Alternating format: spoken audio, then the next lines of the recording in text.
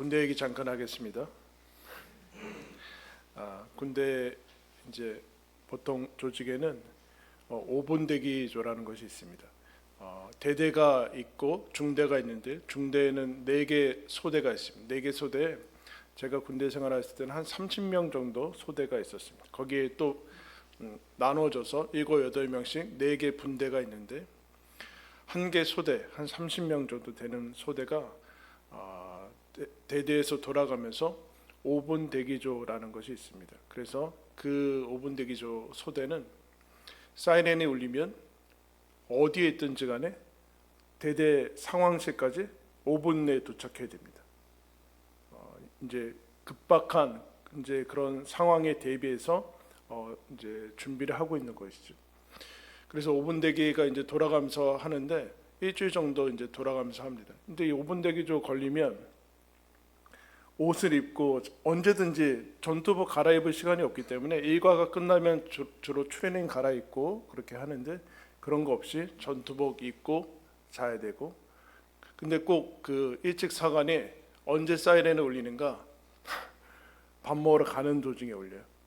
밥 먹으러 식당으로 가는 도중에 윙 하거든요. 그럼 칙판 다 던지고 그 내무반까지 뛰어 올라가는데 막 뛰어 올라가서 그 이제 총하고 이제 단독군장이라고 총 뭐 이제 여기 이렇게 탄창 넣는 거 그리고 방독면까지 차고 앞에 있는 트럭 타고 거기까지 가야 됩니다. 5분 띵 늦으면 실패한 거고 꼭 씻으러 갈 때라든가 이제 일과 밥 먹을 때 뭐 그때 꼭 올립니다. 5분 내에 걸리면 어쨌든 밤에도 옷을 갈아입지 못하고 그냥 자야 되고 늘 대기 상태에서 그렇게 지내는 모습을 봅니다. 오늘 우리가 읽은 말씀에 보면 느헤미야가 이제 모든 사람들이 마음을 합해서 예루살렘 성벽을 짓기를 시작했어요. 양문부터 시작해서 쫙 둘러가지고 한 부분씩 다 맡아서 마음을 다 들여서 드디어 예루살렘 성벽을 하나씩 짓기 시작하는 거예요. 폐허되고 불타고 다 없어진 거기에서 시작해서 무려 그래서 얼마나 열심히 했는지 벌써 절반이나 건축을 했고 그 틈과 그 어려운 것들이 다 연결이 됐고 이미 메꿔진다라는 그런 소식을 들었습니다. 여러분 거기에 분명히 모든 사람들이 다 동참을 했지만 느헤미야 초반에서부터 느헤미야가 이 땅에 도착하면서부터 방해하고 조롱했던 사람들, 산발랏, 도비야, 이제 아라비아 사람들, 그 사람들이 가만히 있지는 않죠. 바로 앞에서 힘을 합해서 다 이제 완성을 할 것 같은데 그렇지 않고 여지없이 1절부터 이제 보시면 산발랏이 우리가 성을 건축한다 함을 듣고 크게 분노했다. 그러면서 유다 사람들을 비웃었다. 그리고 어떻게 비웃었는가?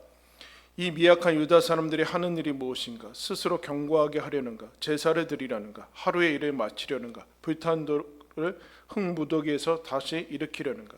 도비야는 그들이 건축하는 돌 성벽은 여우가 올라가도 무너질 것이다 하면서 분노했는데 그것을 어떻게 표현했는가? 비웃고 조롱하고 빈정거리고 비방하고 이렇게 했습니다. 여러분 우리가 예수님이 십자가 가는 길에 무사람들이 다 보였던 반응이죠. 이런 우리는 빈정거림과 비난, 비방, 조롱, 조소 이것이 아무런 우리한테 무슨 금전적인 이득을 뭐 합니까? 아니면 신체적인 뭐를 가합니까? 아니잖아요. 그런데 여러분 이게 그것보다 훨씬 더 무서운 공격이라는 것을 우리는 알고 있습니다. 넘어지고 몸의 상태는 아물고 뭐 심하면 흉터도 남지만 마음으로 들었던 그런 말들은 평생에 걸쳐서 여러분 괴롭히는 그런 모습들을 봐요. 이 조롱과 비웃음, 빈정거리는 이런 심리적이고 어떻게 보면 영적인 공격인데 이런 영적인 공격을 하는 이유가 무엇일까요? 그만큼 위력이 있다라는 거죠. 손 하나도 안 대고 말로만 이런 것으로만 이 공사를 중단시킬 수 있어요. 왜 중단시킬 수 있는가? 이런 공격을 하면서 어떻게 되는가? 이런 공격을 하면은 그 공격을 받는 사람들은 이런 착각에 빠지게 돼요. 어떤 착각에 빠지는가?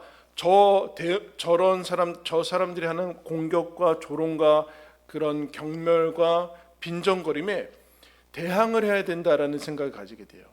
즉, 저들이 이렇게 얘기했으니까 우리는 답변을 하고 해명을 하고 이런 생각에 빠지게 됩니다. 그러면 이제 방향이 바뀌죠. 성벽 건축하는 것에서 그들이 계속해서 던질, 한 번으로 끝나지 않겠죠.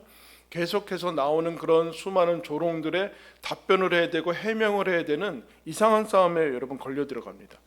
주의와 생각에 뺏기게 되고 성벽 건축이라는 것에 집중을 할 수 없게 되는 일들이 일어납니다. 6절 말씀에 우리가 마음을 들여서 마음을 다 집중해서 이것을 행하고 있는데 여기에 이제 어려운 일들을, 그래서 이런 공격을 하면은 어떤 생각이 드는가? 반응하지 않으면 비겁하다는 생각이 들어요. 우리가 뭔가 잘못한 것이 없는데 비겁하게 가만히 있으면은 오해를 받을 수 있고 또 정당하게 대응해야지만 이렇게 할 수 있다라고 생각을 하게 되는데 그렇지 않죠. 더 나아가서 이들이 원하는 것은 그들이 원하는 이런 모습에 우리도 동일한 모습으로 반응을 하는 것을 원하는 겁니다. 그러면 이제 주의와 생각들을 흐트러뜨릴 수 있고 원래 성벽 건축이라는 목표에서 그들의 자리를 이탈시킬 수 있습니다. 그리고 생각과 주의를 흐트러뜨릴 뿐만 아니라 마음을 빼앗을 수 있는 것이죠. 마음이 상하고 그리고 이런 얘기 들으면 억울하고 변명하고 싶고 분노하고 하는 것이 사람의 인지상정의 모습입니다. 그러면 대단히 어려워져요. 마음을 합하셔서 이 일을 시작했는데 마음이 틀어지면 이 일들을 이뤄 나갈 수 없는 것이죠. 참기 힘든 상태가 옵니다. 그러면 영적인 그리고 심리적인 내면의 에너지들이 다른 쪽으로 없어지게 돼요. 그것을 위해서 이 사람들이 비방을 하는 거죠. 그리고 똑같이 보복하고 싶고 똑같이 대갚아주고 싶고 동일한 말을 하고 싶고 오히려 더 심한 말들을 그들에게 하려는 그런 유혹에 여러분 빠지게 됩니다. 감히 우리를 무시하고 네가 뭐라고 이렇게 나가는 거죠. 뭐 이거 자체가 저들이 원하는 말인데 무슨 얘기인가? 너희들이 하는 일을 중단하고 우리와 싸움을 해라 라는 그 얘기죠. 진로를 이탈하게 하는 겁니다. 진로를 이탈하게. 그런데 이와 같은 공격에 느헤미야가 아주 지혜롭게 4절 말씀 보시면 이렇게 얘기합니다. 우리의 하나님이여 들으시옵소서. 공격받고 비방받고 조롱받고 하면은 그 상대를 집중하게 돼요. 당연히. 그러면 그들이 원하는 거 바로 갈 수밖에 없어요. 즉 1대1이나 그들과 상대하기를 바라는데 느헤미야가 방향을 전환합니다.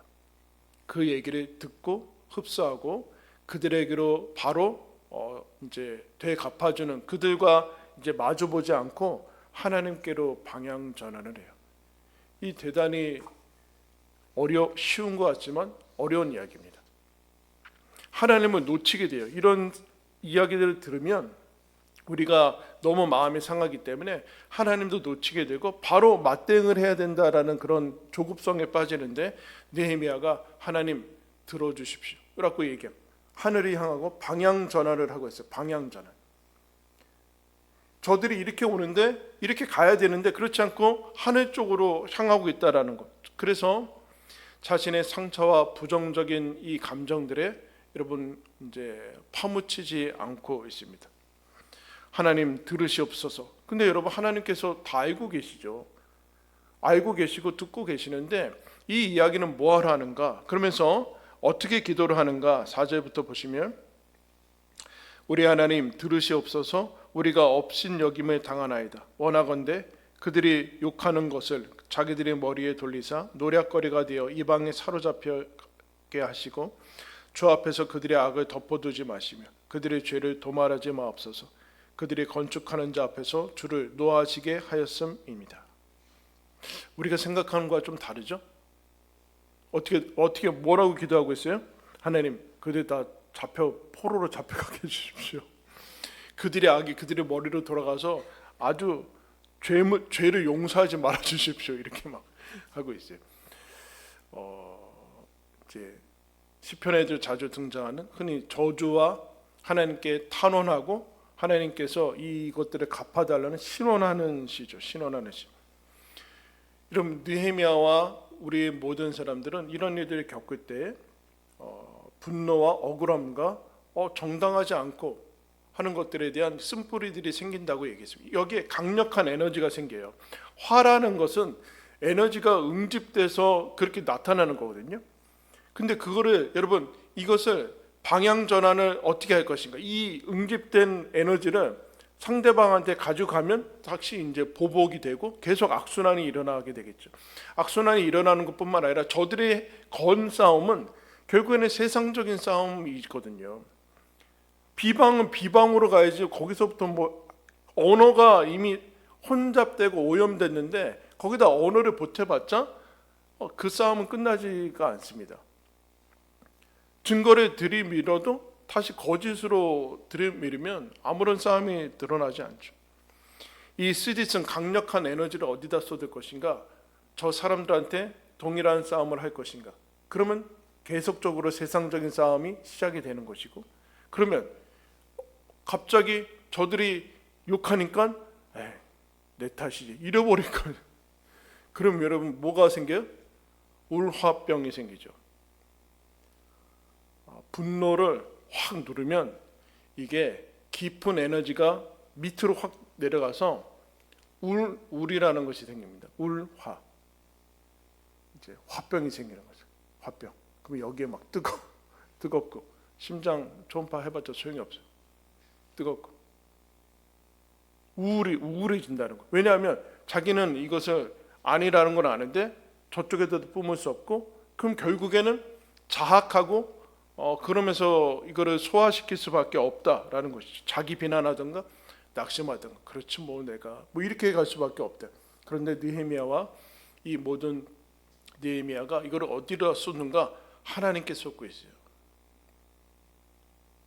이런 우리가 하나님 앞에 잘 못 나가는 이유가 있고 여러 가지 일들이 있는데 하나님께 자꾸 좋은 것만 가지고 나가려고 그래요. 하나님께 멋진 거, 그리고 오늘 뭐 일상적인 일들 이렇게 하는데, 내가 하나님 앞에 가지고 나온 거, 이런 쓴뿌리들, 이런 분노들, 이런 어찌할 수 감당할 수 없는 것들, 우리의 죄악들, 우리의 숨기고 싶은 이런 수치들을 하나님께는 안 가지고 가려고 그래요. 그럼 어디다 가지고 가겠다는 겁니까? 어디다? 여기서 하나님과의 관계가 대단히 이제 어려워지는 건데, 하나님께로 가지고 나아가야 되는데 느헤미야가 그대로 가지고 나아가는 그 모습들, 하나님만이 이것을 내 이 모든 것을 쏟을 수 있는 피난처다. 다른 곳에서는 쏟을 수 없다. 쏟아놔야 돼요. 쏟아놓지 않으면 이거는 대단히 부정적인 결과들이 나오게 되죠. 하나님께 쏟아놓고 있다. 하나님께 쏟아놓고 비워내고 있다. 하나님이 이것을 받아주신다. 하나님이 내 모든 것을 받아주신다. 그래서 여러분 하나님 앞에 시편에 가면 진짜 무시무시한 얘기 나옵니다, 여러분. 그들은 다 과부가 되게 하시고 그들의 자녀들은 다 뭐 일찍 죽고 뭐 무시무시한 얘기 나오거든요.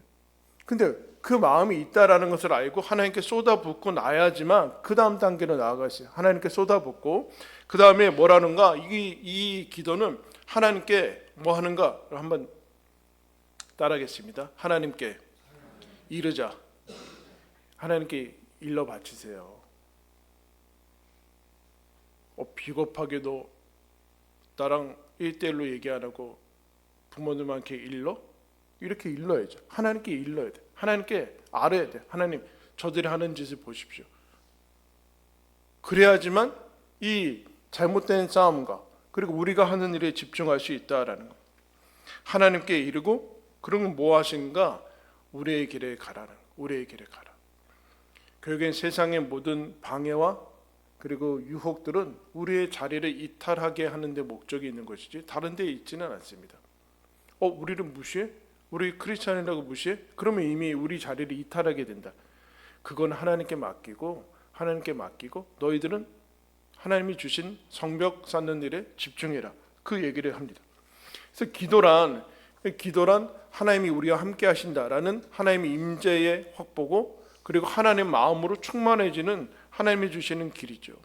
우리는 여러분 잘 알고 있습니다. 예수님이 십자가 질 때 저들의 죄를 용서해 주십시오라고 하는 기도를 알고 있고, 그리고 스데반도 그랬고, 로마서에 보면은 사도 바울이 원수 갚음이 나에게 있다. 너희는 친히 원수를 갚지 말고 그들 위에 수출 쌓아 놔서 내가 갚는다라는 사실을 기억해라. 그리고 너희들은 악에게 지지 말고 선으로 악을 이겨라. 내 원수가 줄이면 먹이고 목마르면 마시게 하라. 여러분, 원수라고 얘기하고 있어요. 사랑하는 사람. 그럼 원수는 뭐예요? 사랑하는 사람이요? 그렇지 않죠. 사랑하지 않고 저거 어떻게든 내가 제거해야 될 사랑으로 여긴다라는 사실을 이미 알고 있어요. 그러면 그 앞에 당연히 복수심과 그 살이와 적이와 그런 미움이나 그런 것들이 있다라는 거죠. 그럼 바로 이 단계로 갈 수는 없어요. 바로 이 단계는 갈 수 없고, 그거는 하나님이 반드시 처리하신다. 그러면 이렇게 기도하기 위해서는 하나님이 우리 편이시고 우리가 하나님 안에 있다는 사실을 믿지 않는 한 이것을 할 수 없죠. 하나님은 멀다, 내 주먹이 가깝다, 이러면 내가 해결할 수밖에 없는 거예요. 느헤미야는 그렇게 하지 않고 하나님께 맡기고 다시금 정신과 영혼을 차리고 그 비방에서 빠져나오고 하나님께 맡기고 다시금 하나님이 주신 자리에 성벽 건축하는 것에 자기의 길을 유지하는 것을 봅니다. 여러분, 소음이 얼마나 많습니까? 소음으로 가던 길을 가면 안 돼요. 여러분 잘 알다시피 그 신화 중에 여러분 배 타고 갈 때 사이렌이라는 그 소리가 들리면 사람들이 다 죽어서, 그걸 율리시스라는 선장이 배 타고 가다가 그 이제 모든 사람들한테 사이렌 그 지역 지나갈 때 듣지 못하게 해서 여기다 다 밀랍을 박으라고 하죠. 안 듣게. 그런데 본인은 묶으라고 그래요. 종들한테. 그리고 본인은 들어요. 그 들으면 미쳐가지고 다 빠지고 막 그러거든요. 근데 묶어 있으니까 그거 다 지나갈 때까지 절대로 나 풀어주지 마라 하면서 듣고 이렇게 가죠. 그 다음에 그러면 이제 사인 물어요. 왜 그 사람은 귀를 막지 않고 사이렌 소리를 들었는가? 그러면서 가서 이런 얘기를 하는 거예요. 그 사람은 들은 다음에 이거를 어떻게 이길 수 있는지 가서 전파합니다. 그래서 율리시스 효과라고 이렇게 얘기하는데, 뭐라고 얘기하는가? 그는 전해서 죽였다. 다른 사람들한테 전파해서 사이렌을 죽였다. 그렇게 얘기해요. 그 소음에 흔들리면 안 된다는. 이게 근데 쉬우면서 여러분 어렵습니다. 이 부정적인 것은 내가 마치 그런 건가? 저거에 의해서 내가 모든 것이 좌우되는가? 막 그렇게 생각이 되거든요. 대단히 강력해서 이거를 아주 그야말로 시원하게 쿨하게 이렇게 딱 뭐야 이렇게 할 수 있는 게 쉽지가 않아요. 그때 하나님 앞에 가져가서 그걸 쏟아놓고 하는 그 느헤미야의 모습을 봅니다. 마음을 빼앗기지 마라. 그런데 여기서 끝이면 악당이 아니죠. 그죠? 그 다음에 7절 보겠습니다. 산발락과 도비아와 아라비아 사람들과 암몬 사람들과 아스돗 사람들이 예루살렘 성이 중수하여 그 허물어진 틈이 메꾸어져 간다함을 듣고 심히 분노하여 다 함께 꾀하기를 예루살렘으로 가서 치고 그것을 요란하게 하자. 이제 물리적으로 공격하겠다라는 거죠. 거기 가서 뒤에는 아주 가서 쳐서 무너뜨리고 살육하고 전쟁을 벌이겠다, 이런 얘기를 하고 있습니다. 너무 어려운 분노 힘든 이야기들이 나오고 있죠. 그때 이 이야기들을 실제로 아직 이루어지지 않았는데 이 이야기를 듣고 어떻게 하고 있는가? 10절 말씀에 보면은 유다 사람들은 흙무더기가 아직도 많거늘 짐을 나르는 자의 힘은 다 빠졌고 우리가 성을 건축하지 못하리라. 이미 벌써 이 이야기들 듣고 낙심하고 흔들리기 시작했어요. 낙심하고 실망하고 우리가 과연 이것을 할 수 있을까? 아직 한참 남았는데? 라는 초반에 가졌던 그 희망들을 이제 흔들리기 시작했어요. 중도 포기할 수 있는 이런 것이 있는 거죠. 여태껏 안 됐는데 뭐 우리가 뭐 되겠어? 다시 옛날로 돌아가고 싶은 그런 이제 동요들이 생기기 시작했고, 거기에 빗대어서 11절에 우리의 원수들은 그들이 알지 못하고 보지 못하는 사이에 우리가 그들 가운데 들어가서 살육하여 역사를 그치게 하리라. 원수들은 이렇게 너희들 가서 내가 다 엎어고 다 죽일 것이다, 이 정도까지 얘기해서 12절은 그들과 붙어 사는 사람들은 이미 남자 장정들은 여러분 성에 다 동원됐잖아. 성 공사에 동원됐기 때문에 우리를 지켜줄 사람이 없는 거예요, 그들 옆에. 네. 그러니까 빨리 와서 우리 지켜달라고 하는 거예요. 그러면 그 사람들이 빠져나가면 공사는 중지되겠죠. 저 사람들이 우리부터 칠 것이다, 여보 빨리 돌아와서 우리 지켜달라고, 우리 마을 지켜달라고 하는 거예요. 이 동요와 어려운 점들이 일어나기 시작했습니다. 그때 느헤미야가 뭐 하는가? 9절에 우리가 우리 하나님께 뭐요? 기도하며. 놀랍죠 여러분? 기도하고 있어요. 여러분 이 사람 일반 직장인이라니까요. 다시 기도하고 그 다음에 이제 뭘 하는가? 파수꾼을 두어서 주야로 방비한다, 그렇게 얘기해요. 기도와 경계를 하고 있습니다. 왜 그러는가? 그 사람들이 이미 지금 우리 못할 것 같아, 공사 못할 것 같고 저들이 쳐들어와서 우리 다 없앨 것 같고 죽일 것 같다라는 것은 두려움이죠 여러분. 두려움. 여러분 두려움하고 비슷한 게 뭡니까? 두려움은 두려워하는 대상을 집중하게 만들어요. 두려워하는 대상의 말을 듣습니다. 두려움은 사랑과 비슷합니다. 사랑하는 사람의 말을 듣잖아요. 그런데 두려워도 말을 듣습니다.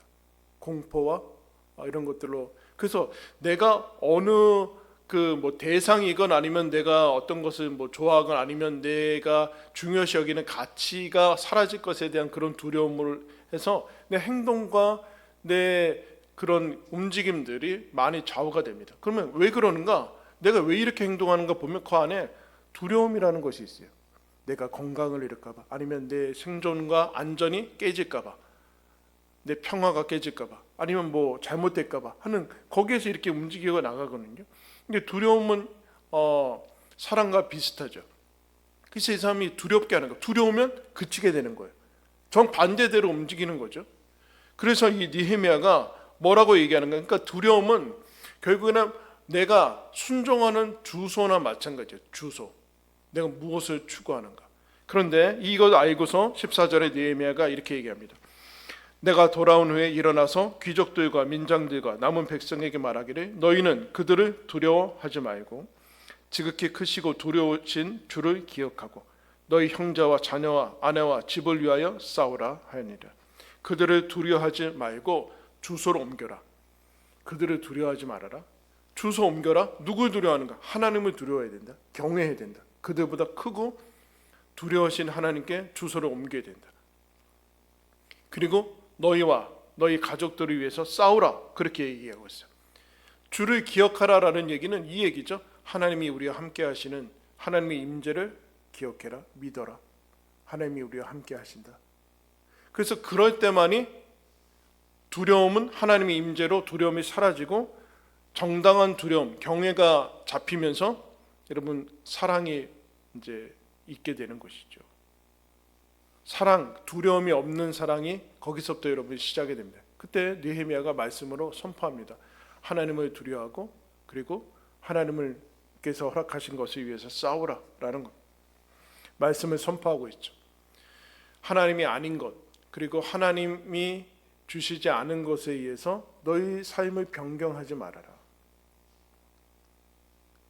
여러분 그래서 우리가 우리 삶을 수정하고 변경하고 결정하는 거 아주 정상적이고 건강하고 피곤하지 않고 그럴 때 결정하는데 우리는 그때 결정하지 않고 언제 걱정합니까? 결정해요? 바꾸고 막 상황이 안 좋을 때, 이상하게 상황이 안 좋고 대단히 피곤할 때, 그리고 홧김에 중요한 결정들을 중요하지 않은 대단히 컨디션이 안 좋을 때 결정하는 그런 버릇들이 있어요. 그 에너지가 꽉 차서 그렇거든요. 그러면 그러지 말고 하나님 아닌 것들로 결정하지 말아라. 그들을 두려워하지 말고. 그들을 두려워하면 성벽 건축은 중단하는 거죠. 그런데 하나님을 두려워하면 성벽 건축은 계속해 나가는 거예요. 성경에서 여러분 두려워하지 말라라는 것의 메시지는 뭐예요? 두려워하는 그것을 하라라는 그 메시지죠. 또 두려워하지 말아라.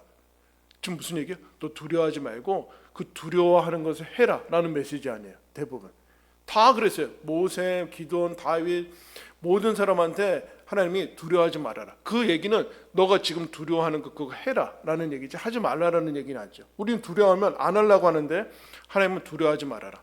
해라. 두려움을 극복하면서 해라. 어떻게 극복할 것인가? 하나님의 임재가 함께한다. 그렇게 지금 느헤미야가 얘기를 하고 있습니다. 그러면서 여기서부터 바뀌게 됩니다. 그럼 기도하면서 구약성경에 보면 기도하면서 총칼 하나도 안 쓰고 하나님께서 전쟁을 이기게 하신 그런 기적들이 있습니다. 그런데 여기서는 하나님께서 그와 같은 방법을 쓰지 않고 느헤미야는 기도하며 그리고 일하고 16절에 보면 그때로부터 내 수하 사람들의 절반은 일하고 절반은 갑옷을 입고 창과 방패와 활을 가지고 민장은 유다 온 족속의 뒤에 있었다. 절반은 일하고 절반은 무장했어요. 다 일하다가 나누고 절반은 일하고 절반은 무장하고 이 느헤미야에 속한 사람들이겠죠. 다 그렇지는 않아. 그 다음에 건축하는 사람들은 어떻게 했는가? 17절에 성을 건축하는 자와 짐을 나르는 자는 각각 한 손으로 일을 하고 한 손으로는 병기를 잡았다. 쉽게 얘기하면 한 손으로는 쟁기 잡고 한 손으로는 병기를 잡았어요. 한 손으로는 삽을 잡고 그때는 뭐 삽이 없었죠. 그때는 삽을 잡고 한 손으로는 활을 잡았다는 소리예요. 그리고 건축하는 사람들은 두 손을 써야 되니까 칼을 허리에 찼다. 절반은 일을 하고 느헤미야 속한 이제 그 사람들은 일하고 절반은 무장하고 그리고 건축하는 사람들은 한 손으로는 일하고 한 손으로는 활을 잡고 병기를 잡고 칼을 허리에 차고 동시에 하는 것을 일하면서 경계하는 일들을 이제 시작합니다.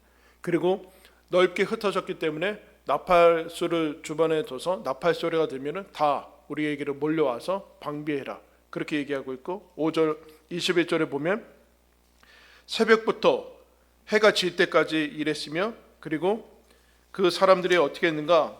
그 종자와 함께 예루살렘에서 잘지니 밤에는 우리를 위하여 파수하겠고 낮에는 일하리라. 낮에는 일했고 밤에는 이런 불침범을 썼어요. 불침범을. 낮에는 일하고 낮에는 칼 그런 거 다 차고 일하고 밤에는 돌아가면서 경계를 썼습니다. 그리고 23절에 나나 내 형제들이나 종자들이나 나를 따라 파수하는 사람들이나 우리가 다 우리의 옷을 벗지 아니하고 물을 기르러 갈 때에도 각각 병기를 잡아내리라. 마치 5분 대기처럼 옷을 입고 자고 평상시에도 병기를 잡고 있는 것을 보게 됩니다. 삶을 어떻게 제대로 살아가면 될 것인가? 이런 우리는 세상에서 어떤 것들을 배우는가? 공부만 잘하면 된다. 일만 열심히 하면 된다. 그렇게 배웠습니다. 여러분 그러나 공부를 아무리 잘하고 열심히 하고 일을 잘해도 여러분 그것은 하나님과 직접적으로 연결이 되질 않습니다. 어느 한 가지만 잘하면 우리는 세상에서 하나님 없이도 살아갈 수 있다라는 생각을 가져. 근데 오늘 말씀 보십시오. 기도하고 경계하고 일하고 전투 준비하고 일하고 다시 경계하고 한 손에는 일을 잡고 있고 한 손에는 기도를 잡고 있고 한 손에는 일을 하고 한 손에는 여러분 칼을 잡고 있는 이 균형을 잘 가지고 있어야 되는데 우리는 하나만 하는 것으로 이제 늘 배워왔습니다. 그것이 곧 신앙이라고 여기는 지점까지도 갔어요. 멀티태스킹을 하라는 것이 아니죠. 하나만 하는 것은 여러분 쉬워 보입니다. 그래서 우리가 크리스찬이 된 다음에 세상 사람들은 하나만 하는데 우리는 이것도 해야 되고 뭐도 해야 되고 해서 우리가 어떻게 경쟁이 될까라는 생각을 하게 되는데 착각이죠. 하나님께서 원래 그렇게 만들지 않았어요. 원래 하나님 없이 기도 없이 말씀 없이 인생을 살아가라고 말하지 않았는데 세상 사람들이 떨어져 나가면서 하나님 없이 일만 하고 공부를 하고 그래서 막 뭔가 앞서 나가는 것 같고 그렇게 만들어 버렸죠. 그러나 기도와 말씀 없이 하나님 없이 하나님 임재 없이 살아가는 것은 여러분 알다시피 한순간에 훅 갑니다. 내면의 부패함과 그리고 그들이 저지르고 있는 그런 죄악들로 말미암아 아무리 높게 쌓아왔건 간에 무너지는 것은 여러분 한순간입니다. 파괴되고 상실되는 것은 한순간이에요. 아무도 거기서 하나님 없는 상태에서 행복감은 누리지는 못해요. 멀티태스킹 여러 가지 이것저것 하라는 것이 아니라 제대로 하는 길은 무엇인가? 공부를 제대로 하는 길은 무엇일까요? 기도하며 공부하는 거예요. 공부하고 기도하고 공부해서 기도해서 하나님의 뜻을 알고 어디도 방향을 잡고 그리고 공부만 할 것인가? 일해야죠. 기도하며 일해야 돼. 기도하고 사업하고 기도하고 장사를 해야 되는 것이죠. 그런데 우리는 장사만 잘하면 하나님의 뜻을 이룰 것이라는 착각에 여러분 빠지게 됩니다. 그렇지 않다. 그래서 예수님이 제자들을 세상으로 보내면서 너희들이 양을 이리 가운데 보내는 것 같다. 그러니까 너희들은 어떻게 알아요? 비둘기같이 순결하기만 하면 되냐? 그렇지 않다. 뱀같이 지혜롭고 비둘기같이 순결해야 된다. 순결만 해서도 안 되고 지혜로워야 되고, 그러나 지혜롭기만 하면 마귀죠, 여러분. 마귀. 그래서 여러분 우리가 성공했어도 하나님 앞에 쓰임받지 못해요. 공부를 잘해도 쓰임받지 못하는 이유는, 쓰임받는다라는 것이 여러 가지 있지만 그 이유는 이 한 가지만 하려고 하는 거예요. 그게 마치 성과가 좋아지는 것처럼. 그렇지 않다. 느헤미야는 그렇게 하지 않고 둘 다 가지고 기도하며 일하고, 기도하고 일하고, 일하고 전투태세 잡고 경계태세 하고 싸울 준비를 하고 있다는. 근데 여러분 보세요. 이렇게 하면 얼마나 효율이 떨어져요. 그동안 100% 집중해서 성벽 쌓거든요. 그런데 절반 일해야 되지, 절반은 그중에 몇몇은 절반은 아예 경계를 서야 되고 밤에도 잠 못 자고, 그리고 칼 차고 일해야 되고 한 손으로는 활 잡고 뭐 이렇게 해야 되는데 얼마나 효율과 속도가 떨어집니까? 여러분 효율과 속도에 속으면 방향을 잡지 못하는, 방향을 잡지 못해. 효율과 속도가 떨어지고 얼마나 불편합니까? 그런데 이것이 일을 제대로 하는 방법이에요. 여러분 기도하고, 여러분 24시간 공부하는 애들이 더 낫겠죠. 그럼 기도하고 기도할 시간이 어디 있어요? 그러면 나중에 아무런 열매가 맺혀지지 않는다는, 그이들을 소홀히 여기고 있지 않다. 이것이 늦어 보이고 불편해 보여도 제대로 가는 길이다. 여러분 도비아, 산발랏 이런 사람들 보십시오. 누가 있습니까? 대적밖에는 보이지 않아요. 그들에게는 하나님도 없고 말씀도 없고 기도도 없고 대적밖에는 보이지 않아서 대적을 망가뜨리고 없애서 계속 자기의 것들을 유지하려고 하는데, 여러분 나중에는 자기의 꾀에 자기가 망하는 것을 봅니다. 그것은 아무도 기억하지 않고 결국 자기 내면에 있는 그 쓴뿌리들로 인해서 다 하나님이 주신 일상적인 것들이 다 망가지게 될 거라는 것이죠. 그때 거기서 돌이키는 모습을 봅니다. 그리고 여기에서 절정은 무엇인가? 아까 느헤미야가 너희와 너희 자녀와 형제와 아내와 집을 위해서 싸우라 라고 얘기한 다음에 이 사람들한테 20절에 이렇게 얘기하고 있습니다. 4장 20절 우리 다 같이 한번 읽겠습니다. 시작.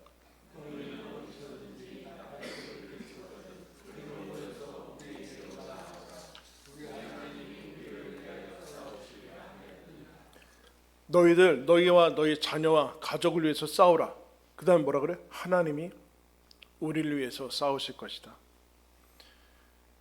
사람만 보이면 여러분 우리 인생이 실패합니다. 하나님이 보여요. 하나님과 함께, 하나님과 연결되어서, 그리고 사람과 함께 그렇게 가야지. 사람과만 한다 그러면 실패하게 돼요. 우리 인생 자체가 하나님이 만드셨기 때문에 하나님과 살도록 창조되어졌고, 기도하면서 살도록 창조되었고, 하나님께서 허락하신 말씀대로 살라고 창조되었는데 그것은 다 버리고 가면 곤란하다. 하나님과 함께 동역해라. 하나님과 함께 공부하고, 하나님과 함께 일하고, 하나님과 함께 장사하고. 그럼 24시간 내내 우리가 격식을 차려서 기도하라는 얘기인가? 그 얘기가 아니라 하나님과 연결된 상태를 기억해라. 하나님의 임재를 기억해라. 하나님 너에게 지혜를 주시고 인도하시고 너와 동행하시는 것을 알고서 그를 즐거워해야 된다. 그런 얘기를 하는 거예요. 그래서 우리가 하는 모든 일의 방향들, 목적들을 점검하는 것을 보게 됩니다. 그럼 이 사람들이 군인입니까? 그렇지 않죠. 그런데 하나님의 사람으로 그와 같은 역할들을 하는 모습들을 보게 돼요. 여러분, 역사적으로 교회사에서 가장 중요한 교리들을 뽑아놓은 것이 있는데, 거기에서 제일 첫 번째 뭐라고 합니까? 하나님이 사람을 지으신 목적이 무엇인가? 하나님께 영광 돌리고 하나님을 즐거워하는 것이다. 그렇게 얘기해요. 하나님이 주신 거 말고 하나님을 즐거워하고 그리고 하나님께 영광 돌리는 것이다 라고 얘기를 하고 있어요. 여러분, 성벽 건축도 목적이 아니다, 그 얘기하는 거예요. 너희들은 하나님께 영광 돌리기 위해서 주어졌다. 즉, 이 땅에 있는 어떤 일들도 목적 자체는 아니다. 하나님의 영광을 위한 것이다. 하나님과 동행하고 하나님의 뜻을 위하는 것이다. 주객이 전도되면 안 된다. 성벽 건축하면 어떻게 될 거예요, 여러분? 또다시 무너뜨리면 그게 뭐예요? 그게 목적이 아니라 하나님과 함께 일하는 것이 목적이고 하나님께 영광 돌리는 것이 목적이다. 공부를 잘하는 거 얼마나 소중합니까? 그러나 공부 잘하는 것 자체가 목적이 아니라 하나님께 영광 돌리는 것이 목적이다. 공부 잘하는 게 하나님께 영광 돌린다고 이거 똑같이 여기지 말고 하나님께 영광 돌리는 것이 목적이다. 그게 필요하면 열심히 해라, 일하고. 안 될 때가 있겠죠. 하나님의 뜻대로 순종하는 것이다. 하나님께 영광 돌리는 것이 목적이다. 그리고 여러분, 대적과 싸워서 이기는 것도 목적은 아닙니다. 산발라, 도비아 이런 사람들 다 없애버리는 것이 목적이 아니고 이들과 싸워서 이기는 것이 목적이 아니죠. 예수님이 제자들 70명 파송하면서 전도 복음 전하라는 권능을 주면서 그들이 갔다 오자 이렇게 얘기합니다. 주의 이름으로 선포하니까 막 사탄이 하늘에서 떨어지고 귀신도 항복하는 걸 봤습니다. 막 모든 병들이 물러가고 귀신들이 다 물러가고 사탄이 하늘에서 우수수 떨어지는 걸 봤습니다. 그러니까 예수님이 그런 얘기합니다. 너희들이 앞으로 뱀과 원수를 밟는 권능은 너희들한테 주어질 것이다. 그러나 귀신들이 너희한테 항복하는 것으로 기뻐하지 말고 너희 이름이 하늘에 기록된 것으로 기뻐해라. 귀신들이 항복하는 것으로 기뻐하지 말아라. 그거는 아무것도 아니다. 무슨 얘기야? 너희들의 정체성이 뭐냐? 하나님을 즐거워하는 것이다. 하나님을 즐거워하는 것이다. 하나님을 즐거워하고 하나님으로 충만한 것이다. 너희들은 하나님으로 규정된 사람들이다. 규정된 사람. 너희들은 하나님의 자녀고 그리스도인이고 하나님의 군대고 영적인 사람들이고 하나님의 사랑받는 사람들이다. 이것이 너희들의 정체성이다. 이것이 세상에 있는 수많은 싸움들, 수많은 길들에 의해서 이탈하지 말고 방해받지 말고 하나님의 사람으로 여러분 지켜나가라. 하나님과 연결된 상태로 일하고 공부하고 다 지나가는 것 아닙니까? 여러분, 언제까지 우리가 학생이고 언제까지 직장인이고 언제까지 이 땅에 살겠습니까? 하나님과 함께 그 시간을 지나면서 갈 때 하나님이 우리들한테 이렇게 얘기해요. 그 정체성과 그 목적, 하나님께 영광 돌리고 하나님을 즐거워하는 그것을 지켜나가는 것이 믿음이다. 내가 너희들을 위해서 싸울 것이다. 이미 승리는 주어졌다. 여러분, 그 얘기를 하고 있습니다. 하나님이 여러분과 저와 여러분과 함께 하십니다. 그 하나님과 함께 여러분 인생을 살아나가는 그것이 얼마나 놀라운 기쁨이고 영광이고 특권인지 여러분 확인하시고, 세상이 우리들을 향해서 그 자리 이탈하라고 나랑 1대1로 싸우자고 할 때 방향을 전환해서 하나님께 맡기고 여러분에게 주어진 믿음의 길을 걸어가시기를 예수님의 이름으로 축원합니다. 기도하겠습니다. 하나님 아버지, 우리를 하나님과 함께 살도록 이 땅에 보내시고 하나님과 함께 영원히 살도록 예수님을 통해서 구원하신 것을 감사합니다. 하나님과 연결된 사람으로 그리스도인으로 하나님의 영적인 군사로 이 세상 속에서 하나님이 우리를 만드신 목적과 믿음을 지켜나가는 그 길에 하나님 자리를 이탈하지 아니하고 세상의 싸움에 동일하게 반응하지 않고 하나님을 바라보면서 우리의 길을 걸어가게 하여 주옵소서. 하나님 아버지, 우리에게 맡겨진 일들이 있습니다. 그 일을 통하여 하나님께 영광 돌립니다. 하나님이 임재하시고 우리를 위해서 싸우시는 하나님이 계시다라는 사실을 기억하며 무엇을 하든지 하나님께 영광 돌리며 하나님을 즐거워하는 그리스도인으로 하나님의 군사로 우리의 인생을 살아가는 은총을 더하여 주옵소서. 예수 그리스도의 이름으로 기도드리옵나이다. 아멘.